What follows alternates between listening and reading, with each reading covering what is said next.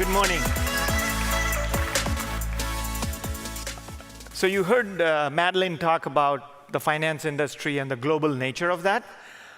I'm going to cover another industry, telecommunications, in a similar fashion, and then bring it all together in what we call software-defined vertical industries.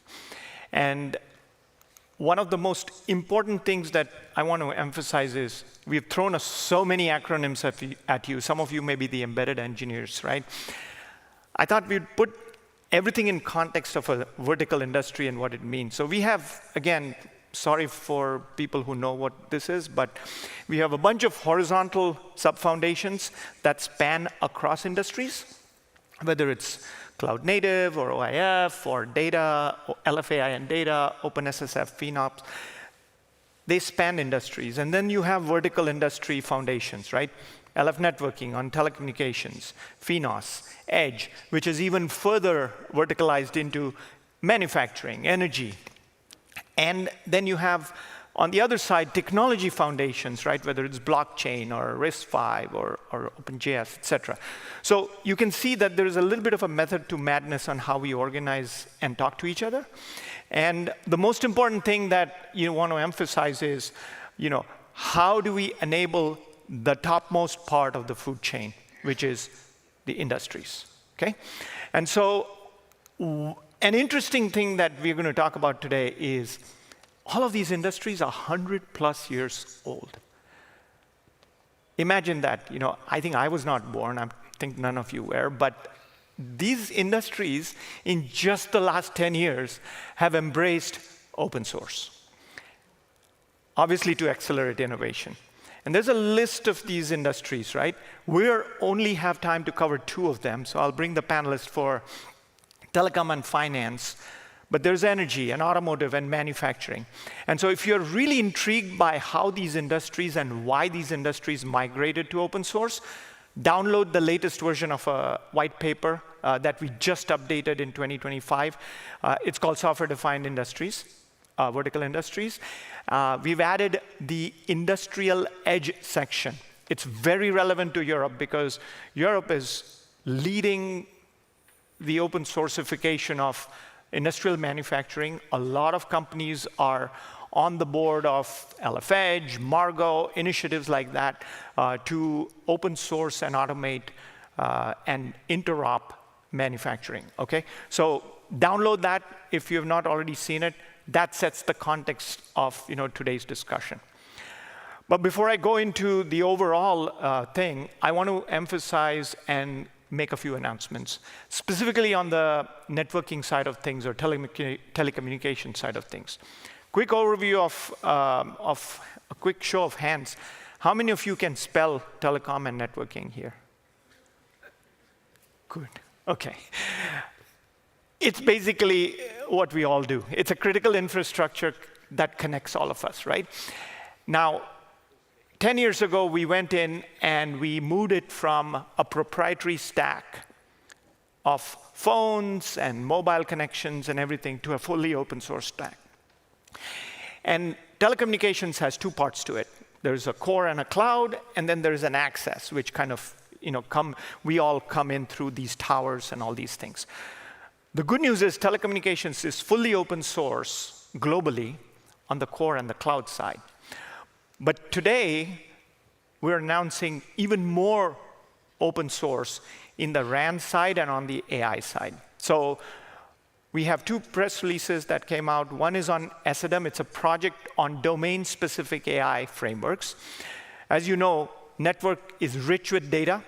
It's rich with data sets. It's got its own model, intent-based. And AI is a natural add-on. AI for network and network for AI. So we have a project hosted under LFN called SDM. The first release is out today for you to take a look at it. I'm going to speak on this project at the AI Dev Summit as well on Thursday, but take a look at that. The other very important announcement is, for the first time, we're going to have components of the RAN. RAN is radio access network, the tower plus everything around it. Finally getting to fully open source software with a partnership with OAI, Open Air Interface Software Alliance. And it's a new project we're launching called Duranta. And that's going to advance research and advance open source innovation in the RAN area. We have the leader here in the crowd, Irfan, so just say hi during the break. But this is excellent news for LFN, where now if you want to deploy an end-to-end open source system, you have it all. Okay. One more announcement is on Sonic. Sonic is the only and the most global network operating system. So think of Linux that sits on servers, the equivalent of that on a switch or a router is Sonic. And that's the most globally adopted operating system, network operating system, and so we announced new members in that as well. And there's a booth, feel free to visit. So with that said, I want to bring it all together and bring our panelists up. And so first, let me introduce one of the most brilliant researchers from China Mobile. I've known her for over a decade now. Lingli, please come on stage.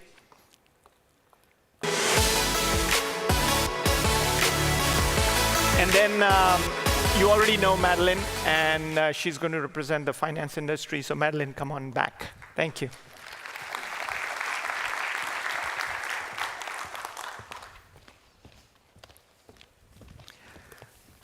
All right, so in this panel, we're going to sort of bring it all back into software-defined vertical industries and why and how and when and all. But before we get there, you've all known Madeleine. She has been introduced. Lingli, why don't you introduce yourself? Sure. My name is Lingli. I work for China Mobile Research Institute for over a decade. I started my career as a core network researcher and also working in various standardization bodies in that telecom industry. But I started involved with open source, with Linux Foundation, and especially working closely with Arpit when we're trying to introduce open source technology to bring innovations to telecom using cloud-based technology with LF networking, just as Arpit described and introduced to you. And now I'm also eager to share that I started also a new phase of career because I moved from China Mobile Research Institute to a newly started AI branch of China Mobile, starting last month, actually. Excellent. Thank you very much. So, perfect. So we're going to have 3 rounds of questions. I mean, you all know the panels. They get boring in a while, so we're not going to hold you back too much, especially after Gabe showed you the pizza, right? You want to get to lunch. Whatever. Okay, so Madeleine, we'll start with you. Fascinating presentation on how the financial industry. The 2 keywords I picked up, one was regulation and the other one was globalization. So if you could just address when, how, and why did financial industry embrace open source, and what can we learn from that? Yep, so it's been a journey over the last 7 years. And I would say regulation is a really big part of it in terms of things that are not differentiated for the financial services business itself. And we want to do more effectively and more cost effectively. That's been one of the big drivers, and resilience. And arguably regulation and resilience have a lot of overlap these days, but as I said earlier, making sure that financial services across the entire chain always has high availability and resilience is something that people take very, very seriously in my industry. And open source provides the standards, provides the code, provides the ability to fight lock-in that can give us extra resilience. Beautiful. So it's really the non-differentiated code we call the glue or the plumbing software. Or yeah. Awesome. And obviously security. And security. How could I not mention security? Security, very, very important in financial services. So Lingli, why do you think telecommunications moved to open source and when? And what's the advantage you're getting out of that? Actually, I think the ultimate cause is that because we are a proprietary industry and we have fairly small amount of players, so it's kind of like lack of innovation, and also, most of all, agility. When we are seeing that our customers, we originally providing the communication services for them, but now we are kind of like back into the infrastructure provisioning. So in order to actually achieve that agility and achieve new revenue, like channels, we feel that agility is the key. But how to bring that agility, we're setting eyes on open source. For telecoms, we usually use standardization, but standardization actually takes time and needs everyone to make a compromise to get to a consensus. And that can only be achieved when the technology is mature enough. And that's kind of like bringing us to strike a trade-off between agility and resiliency. So resiliency is assured by standardization, but for agility, we need open innovation. We need bigger developer community to do that. And that is why we think that we could actually leverage open source, especially from the IT side of our industry, which we started from the network operation and the management side, rather than the signaling and the traditional, like protocol side. But also, bring us, I think it's back to 2017, that we actually found that China Mobile, we're not alone, seeking that chance, but also AT&T and other, tier one telecoms. So we joined hands to, launch ONEP, Open Network Automation Platform, which later also, to be part of the Linux Foundation networking. Yeah, that is why and when we get involved. Awesome. So 10 years for telecom, 7 years for finance, and we're still at the very beginning of the cycle. But we're already seeing the benefits. And I think there's a lot of common things I see, right? Resiliency, interoperability, innovation, agility. All of these are open source benefits, so really, really, really good. Then, at the current stage that we are, what do you see as the big challenges for you, specifically in the finance industry, as it comes to open source? So I think proving return on investment is a really big challenge. Because the costs are very easy to see. If you spend your developer time, you pay your fees to join the foundation, those are direct and obvious. But measuring what you get out of getting a code base that you then still have to modify a little bit, but how much more would it be, et cetera, and putting dollar numbers around that so that the business leadership can really see that open source is in fact bringing costs down, can be very difficult. So ROI is number one, and then I would say adoption. There are just a lot of players in financial services, and for the standards, they're most powerful if they're broadly adopted. So we need to go to the ends of the earth to all of the financial services players and get them to adopt the standards and the code bases.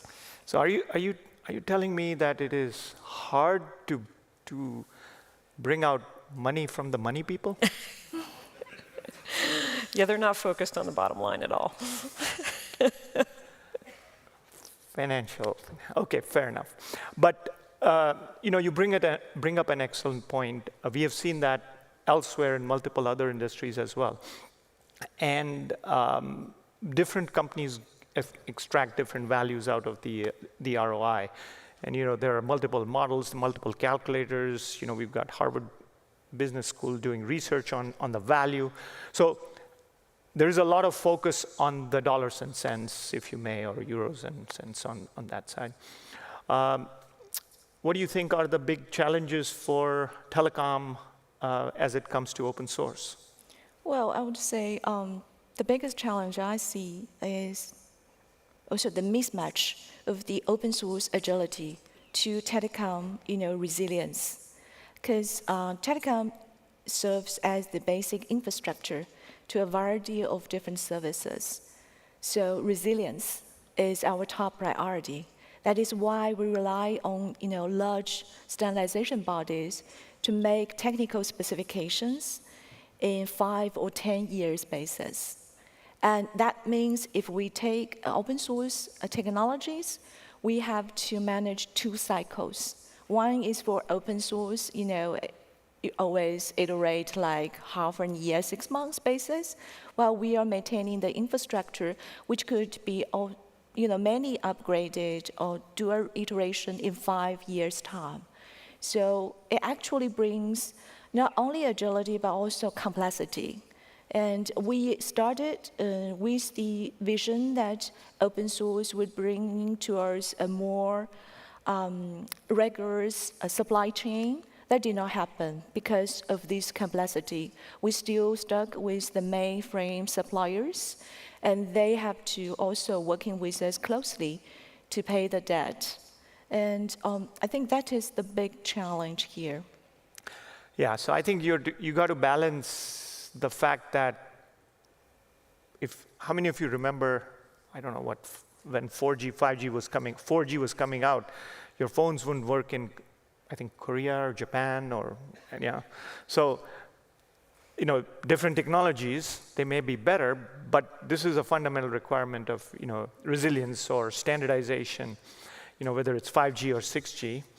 And you got to be working globally. It's a global effort. It just doesn't matter, how you build it. So, and you're saying that contrasted with the quickness of open source and the rapid. Now, how about regulations, which is kind of a, country-specific aspect of standards, loosely speaking? What do you think of that? How does that play in? So, with a Europe context, obviously there's a lot of European rules that overlay in financial services. So from our perspective, you have global layers for regulation as well. But then the regional ones, it's much more effective for us to join up and work on them together. CDM is one of the standards that we're working on that will help with that. So again, right, the global horizontal, but also the verticals. Financial services is one aspect of that. And then regions and regional specific and local, in some cases local. I mean, there are rules that are down to specific parts of countries in financial services that we have to adhere to, but all of the market participants who are in those specific locations have to do the same thing. So the more we can bring those subgroups together and work together, the more efficient we can be. Yeah, and I think from a telecom perspective in Europe, I mean, a lot of the standards for telecom come from Europe, right? Whether it's ETSI or GSMA or things like that. I think we're working very closely with ETSI on open source and standards being harmonized. So, and I know you're involved in the standardization. So I think at the end of the day, it's just everybody wants to work together to make a difference. And I think we've figured out how. Because at the end of the day, it's a global effort. So that's great. All right, so then if we don't talk about AI, these folks would leave. Or if we do talk about AI, they will leave. Either way, I call it domain-specific AI, right? Because we're not talking about the LLMs and the standard stuff that happens in the ChatGPTs of the world. But finance, telecom, energy, you name all these vertical industries, there's a domain-specific AI requirement in it. So how do you see AI helping, hurting, hindering, enabling all of those ings? So we were talking a little bit before the panel at how different our industries are from this point of view, because telecom is fundamentally providing infrastructure, and the finance world fundamentally provides advice and the use of capital, right? So I need to either invest money or I need money to build my business. And who's going to do that and how are they going to do that? And with advice is this responsibility to the person to make sure that you know exactly why you gave that advice and how you gave it and be able to explain it. So AI is being used a lot in financial services, but it's mostly in sort of supporting functions. That advice piece that needs to be fully explainable, unless you're in a construct of financial services that declares to the end client that you're using AI, it's still a challenge. So I think we're behind in terms of how pervasive it is. And we do need these frameworks, and we need regulators to understand how it can and should be used across financial services. Awesome. And Lingli, I mean, this is your new role. So how does, I mean, AI and network go hand in hand. So do we have a date for discussion, or what? Can you summarize what needs to happen for AI and networks? But actually, right the same week, I think it's yesterday, 3GPP actually hosting this discussion about how to define its 6G network architecture in terms of AI. We all agree that 6G will be AI native, but how? And I think for me, because I have having that privilege of already involved and getting a little bit of experience from both standardization and also open source communities. So what I see I wouldn't help to avoid is how to actually cutting the line, which would be the new generation of telecom network that actually based mainly on open source technology, and which part of it are actually more going to the more traditional standardization manner. We started with no doubt, also this time with AI era, starting from the network operation and the management side. As you might already know, that China Mobile has been leading the adoption of AI technologies in its autonomous network, innovations. And you're like level 4 or something, right? Or getting to level 4? Yes, we have now more than a dozen of end-to-end operation scenarios now in level 4 autonomy. And we see that there is a very big chance for IT technologies, especially open source technologies, also building that foundation, enablement platform for those AI innovations. But the hard lesson that we learned from our NFV, and cloud native transformation for core network is that not only the infrastructure actually, is based on these new innovations, but also these new innovations bringing implications to those applications, which is the network functions, and which I'm thrilled to hear you announce that new open source RAN initiative, because this time I think that we now have an end-to-end open source, like collection of communities working together, so that we have bigger chance of exploring what are the implications with open source infrastructures to that network applications, and then 3GPP and other standardization organizations would be better informed and prepared so that we can work together to really enable that CT side of telecom also to be AI native and cloud native. Excellent, excellent. So effectively, AI is ingrained, network for AI, AI for network. AI is an enabler, but it's not ingrained yet, is what I heard. And I think with the pace at which it is moving, I think there's a lot of domain-specific AI that needs to be understood. Data sets inside the network, which are domain-specific, models that are domain-specific. Same thing on finance, financial stacks. So I think there's a lot of work to be done, but there's fundamental structure on how we want to define it. So very good. Any last words before we wrap up? Call to action. I know you had the call to action there, but any final words for the developers here who want to make money from you guys in money? Well, I mean, call to action, again, always, right?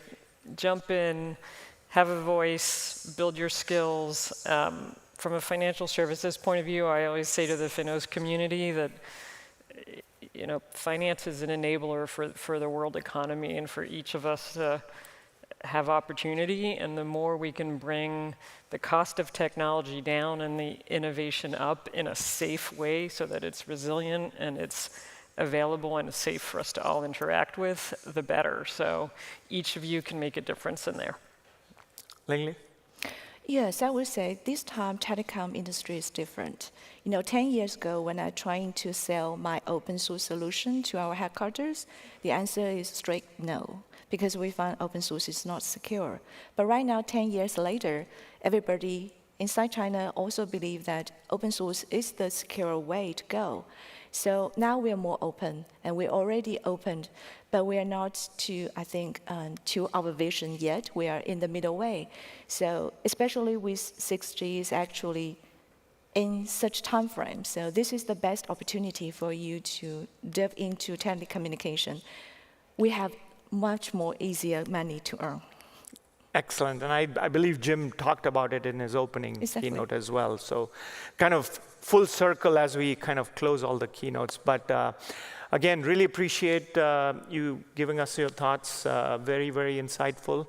And thank you all for listening, but thanks. Thank you. Thank you.